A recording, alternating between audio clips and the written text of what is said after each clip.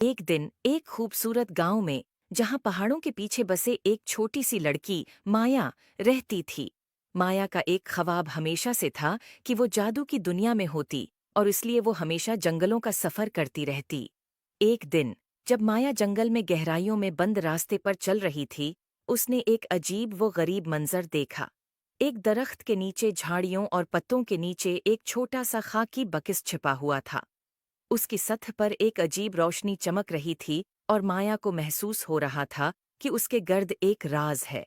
माया ये देखकर बहुत खुश हो गई, और उसने देर न की। वो उस खाकी बक्स को धीरे से साफ करने लगी। जैसे ही माया ने उसे खोला, एक नर्म सोने की रोशनी बाहर आ गई।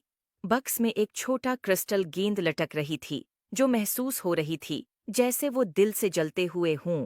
माया ने गेंद को हाथ में लिया और उससे एक अजीब रोशनी महसूस की।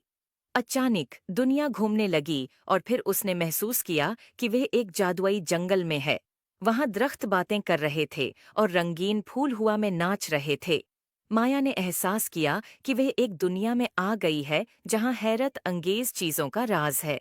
जादुई बक्स को अपने हाथों में पकड़कर माया उस जादुई जंगल में घूमने निकल पड़ी। उसकी राह में मुख्तलिफ जादुई जानवर और पौधे आए और हमें मदद की। आखिरकार माया जादुई जंगल के दरमियान तक पहुंच गई। वहां एक शानदार क्रिस्टल का महल था, जिसकी टावरें धूप में चमक रही थीं।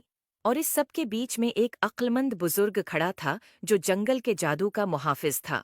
अक्लमंद बुजुर्ग ने मुस्कुराते हुए माया को जादुई डब्बे का हकीकी मकसद बताया। ये जंगल के कदीम मुहाफिजों का तहफा था, जो खालिस दिल और बहादुर रूह वालों को सौंपा जाता था।